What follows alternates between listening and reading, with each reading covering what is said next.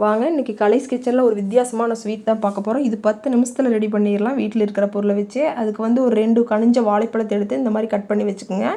அடுப்பில் ஒரு கடாய் வச்சுட்டு அதில் நெய் சேர்த்துட்டு ஒரு 3 ஸ்பூன் அளவு நெய் சேர்த்துக்குங்க. இந்த வாழைப்பழத்தை அந்த நெய்லேயே நல்லா ரோஸ்ட் பண்ணிங்க. நல்லா மசிகிற அளவுக்கு நல்லா வதக்கி விட்டுருங்க. கரண்டிலேயே நல்லா மசிய வச்சுருங்க.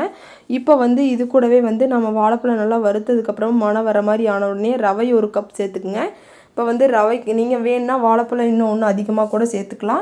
இப்போ இது எல்லாம் சேர்த்துட்டு அந்த ரவையும் வாழைப்பழமும் நல்லா வறுபட்டுறணும். வாசனை வர அளவுக்கு நல்லா நெய்யோடு சேர்த்து நல்லா வறுத்து விட்டுருங்க. இப்போ பாருங்கள் ரவை நல்லா வந்துருச்சு. இப்போ வந்து இதில் வந்து ஒரு 3/4 கப் அளவு தேங்காய் சேர்த்துக்கலாம். நீங்கள் 1 கப் வேணாலும் தேங்காய் சேர்த்துக்கலாம், துருவன தேங்காய். இதையும் சேர்த்துட்டு நல்லா வறுபட்டதுக்கப்புறமா இதில் 2 கப் 1 கப் ரவைக்கு 2 கப் பால் சேர்த்துக்குங்க. இப்போ பாலும் சேர்த்துட்டு நல்லா ரவை வந்து நல்லா சாஃப்டாக வெந்து வந்துடும். இப்போ வந்து இதை நல்லா கலந்து விட்டு கட்டி இல்லாமல் நல்லா கலந்து விட்டே இருங்க. இப்போ வந்து இதில் 1/2 கப் சர்க்கரை சேர்த்துக்கலாம். 1 கப் ரவைக்கு 1/2 கப் சர்க்கரை சேர்த்துக்குங்க. இதுலேயே 1/2 டீஸ்பூன் ஏலக்காய் தூள் சேர்த்திக்கலாம். இது எல்லாம் சேர்த்துட்டு நல்லா கலந்து விட்டுருங்க. நீங்கள் ஒயிட் சுகருக்கு பதிலாக நாட்டு சர்க்கரை கூட சேர்த்துக்கலாம். கலர் மட்டும் சேஞ்ச் ஆகும், அவ்வளோதான். டேஸ்ட் ஒரே மாதிரி தான் இருக்கும்.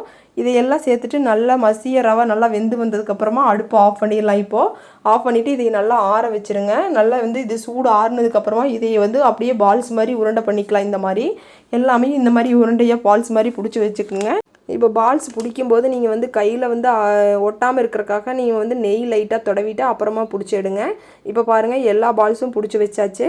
இந்த மாதிரி எல்லாமே பிடிச்சி வச்சதுக்கப்புறமா நம்ம வந்து இதை எண்ணெயில் பொரிக்க போகிறோம். இது வந்து நம்ம குழந்தைங்க கேட்குறாங்க, திடீர்னு ஈவினிங் ஸ்நாக்ஸ் வேணும்னு கேட்குறாங்கன்னா நாம் ஒரு 10 நிமிஷத்தில் வாழைப்பழமும் ரவையும் இருந்தால் போதும் செஞ்சு கொடுத்துடலாம்.